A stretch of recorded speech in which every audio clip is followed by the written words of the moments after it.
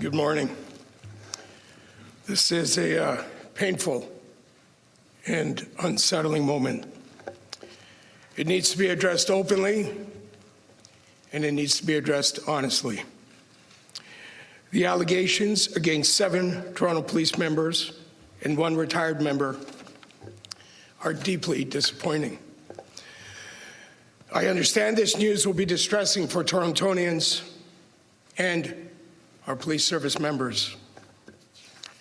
No corner of society is immune from the reach of organized crime.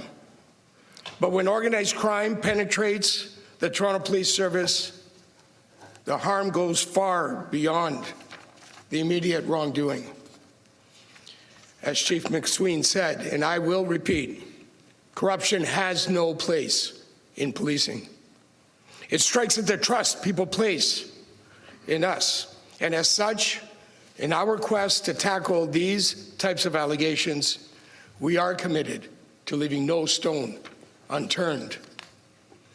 So let me start at the beginning. The moment I became aware of these allegations, my highest priority became doing everything in my ability to respond in a way that preserves the trust of Torontonians. 2 key principles have guided my actions and ultimately those of the Toronto Police Service. 1, the pursuit of justice without fear or favor from or towards anyone, letting the evidence lead where it leads. And 2, that the measure of our response will leave no doubt that we understand the harm this represents. Let me speak first to the pursuit of justice. From day one, our priority was to ensure the independence of this investigation, to ensure it was conducted with great care, diligence, and professionalism, and to seek justice, no matter how difficult that pursuit may be. The charges are proof of this commitment, and our hope is the integrity of this investigation is the first step in helping Torontonians feel confident in the trust they place in us. Let me take a moment to say how grateful I am for our policing partners at the York Regional Police Service for leading this investigation. Their expertise and independence have been vital. They conducted a deeply thorough and professional investigation. I thank Chief Jim McSween and Deputy Chief Ryan Hogan and their members for their exceptional work. I also want to recognize the many members of the Toronto Police Service who worked tirelessly supporting this investigation. In particular, our Professional Standards Unit, who worked hand in hand with the York Regional Police throughout this investigation. Their contribution was critical. My sincere thanks to everyone who supported this difficult but very necessary work.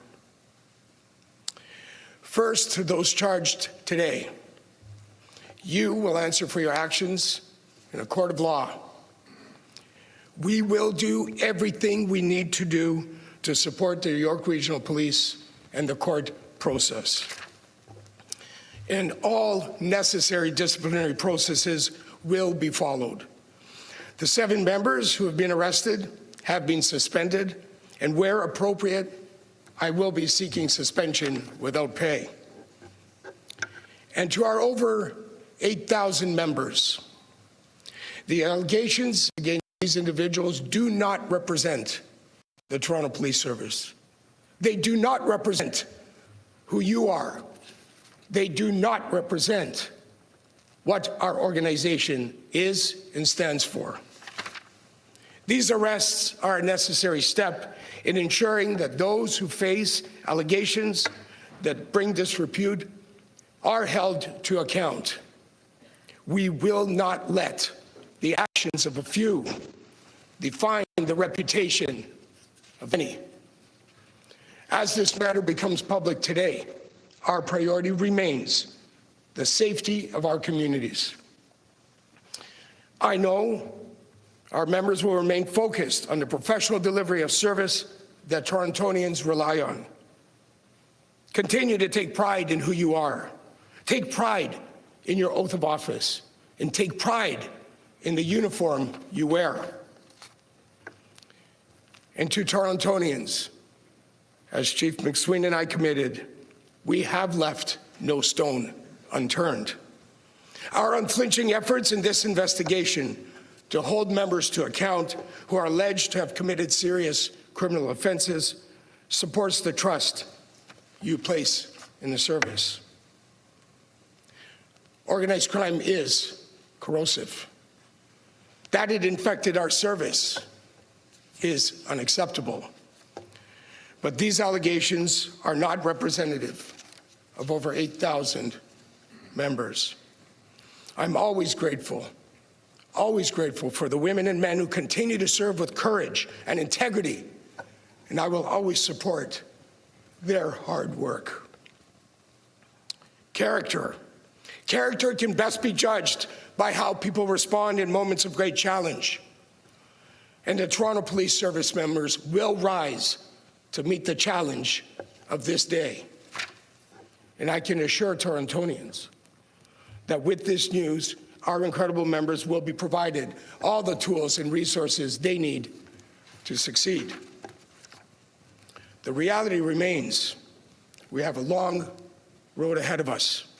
Our top responsibility is to undertake the hard work of honest examination, to look critically at how this occurred, to identify the weaknesses, and to address them in a way that upholds the trust placed in the Toronto Police.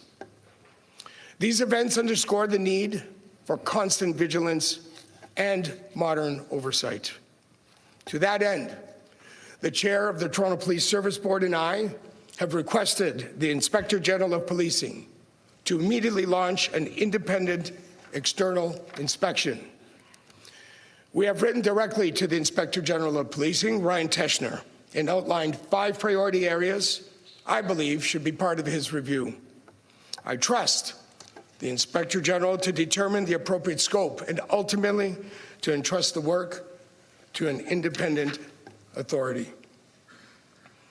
I can assure Torontonians the Inspector General will have the full support of the command and the entire Toronto Police Service.